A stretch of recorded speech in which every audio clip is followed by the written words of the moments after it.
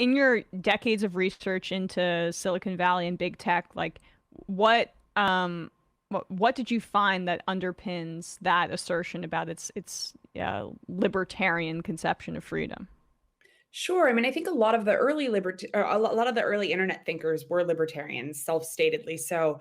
But really, what I've seen is that a lot of these companies pay a lot of lip service to freedom of expression, to human rights. I mean, we've seen this with Meta or Facebook's latest human rights report, which is pretty shallow.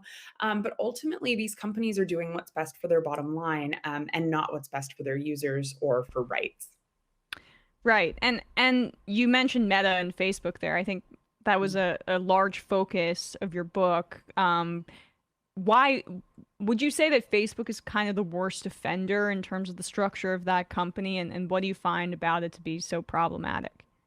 Yes, I mean, I think it's fair to say that all of the major tech platforms, social media platforms have problems with their policies and practice, but Facebook or Meta really is one of the worst offenders. And part of it is the structure of the board and the company, the fact that Zuckerberg himself, has a majority, sorry, majority share in the company. But also just the fact that they really, they put a strong focus in the United States and on issues there, but they really marginalize the rest of the world and the rest of their users, even though those users make up the majority. And that's really what gets me with Facebook is that they're not even really trying to fix the myriad problems that advocates have brought to them for the past decade or so. And what does that look like when it's tilting the scales in favor of wealthier countries, kind of tracing over the lines of colonialism and exploitation and just printing it onto their algorithm to a degree? How does that manifest itself in reality? Sure. I mean, there's so many examples, and marginalized people everywhere, including in the U.S., are often, silenced by these platforms. But to give one clear, concrete example, we've seen a lot of exceptionalism when it comes to the way that Ukrainians are being treated on these platforms. They're given a lot more leeway, including violent and extremist groups in Ukraine that are fighting back against Russia. They're given a lot more leeway to share violent content and praise of even, neo-Nazi organizations. Whereas Syrians, on the other side of that, another population that's been in conflict for more than for a decade now, they're often absolutely silenced by these platforms. Human rights documentation is removed by the platform, so even things that could be used in, say, war crimes tribunals. And so that just kind of demonstrates the imbalance and the sort of disproportionate leeway given to certain groups, and often, again, like you said, along colonialist lines. And is that would you trace that more to power imbalances, or is it really just, well, it's probably one and the same, but there is of course racism involved, but that's obscured, I guess, because people think it's tech, it's an algorithm. There's no way for it to have a racist infrastructure or one that exacerbates already problematic and existing power dynamics. What's your response to that? Sure. I mean, yeah, I think it is a little bit of everything. But really, I think what we have to keep in mind is that there's humans behind the algorithms. Humans are the ones making the policies, deciding that, and this has been explicit with Meta's policies, that Ukraine is given exceptions to their hate speech policy. It's humans who are building the algorithms, who are baking in bias into the ways in which these algorithms say, for example, decide what is or is not hate speech and what should or should not be taken down. So to use a fairly innocuous example, the word, I hope it's okay to say this, the word dyke, which is a word that is a slur but is reclaimed by queer communities. That's a word that algorithms often remove, even when it's being used positively or self-referentially. And so you can see how that would play out along other controversial terms. And that's something that's programmed by people who either lack understanding of or deprecate the secondary meaning of a term. And is it possible that, well, I'll ask this a little bit more straightforwardly. Are there any other major tech companies that are doing it better? Like, is TikTok doing it better? Is No. Twitter doing it better? Twitter seems, and I don't know anything, but just from my usage, it seems to be the least problematic in that way, but I even hesitate to say that because of course it has its own massive problems as well. Yeah, I mean, all of these companies have problems. I would say that Twitter, Twitter's been embroiled in some controversy over the past few months, and I'm not very impressed with their CEO. But at the same time, I do know some folks on their policy team, and I see the effort that they've put into getting geopolitics right, at least. They do get a lot of other things wrong, so I don't want to give them too much credit. If I were to point to a company that I think gets more things right than most, I would say Reddit, actually. And of course, they've certainly had controversies over things like, in the past, over child sexual abuse imagery, as well as more recently over the Donald.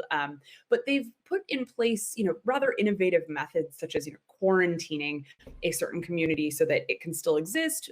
There's expression there, but new people can't join. So it it limits the ability for those communities to go viral. They also have individuals volunteer to moderate their own subreddits, which gives people, sort of a sense of empowerment over the community that they're a part of. And I think that's really important. I'll also say Reddit gets higher ratings than all of the other companies when it comes to transparency. That's interesting.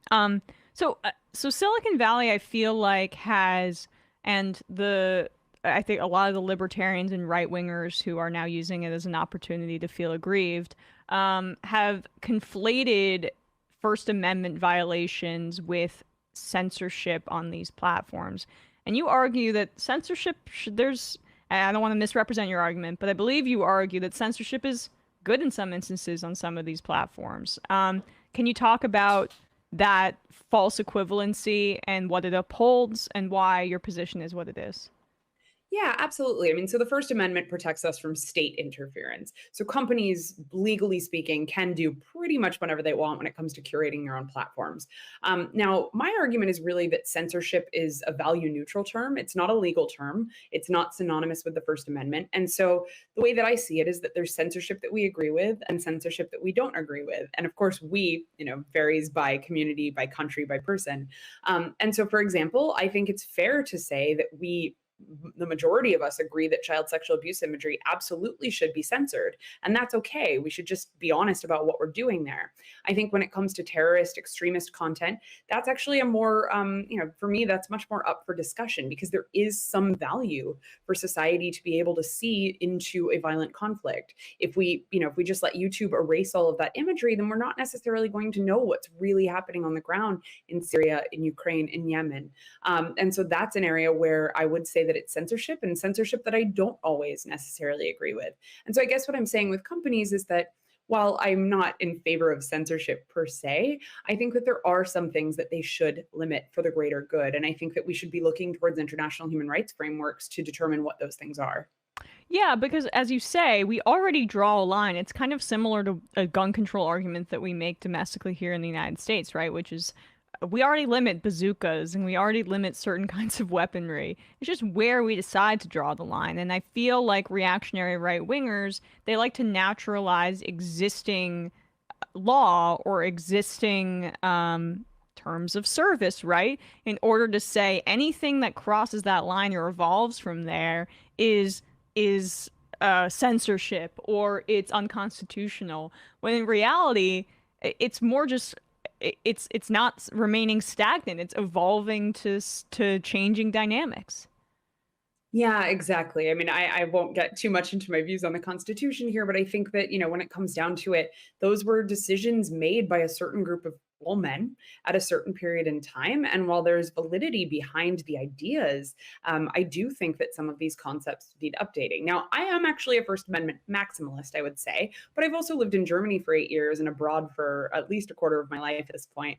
And so I can see other sides of that, of the coin. And in Germany, for example, I understand why the government has made the choices that it has to limit certain things such as Holocaust denial. I think in the society at the time that was necessary. Do I think that that's something that they may need to review down the line? Probably. We shouldn't have rules that last in place forever. Right, but it serves that purpose because stripping out the context in terms of free speech and censorship, it's actually dishonest, and it also I think helps feed some of the worst figures and ideas and impulses both here in the US and internationally. And I would guess that the algorithms do nothing but aid and abet those kinds of movements. Absolutely. I really think that one of the biggest mistakes we've made as a society is turning over these decisions to algorithms. And it's, of course, not just speech decisions, it's also self-driving cars and image recognition and all of these other areas of life. But I think what we're going to see is that the machines aren't really as intelligent as these tech executives have promised that they are. And the mistakes that we see in content moderation, we're going to see in other areas of life as well.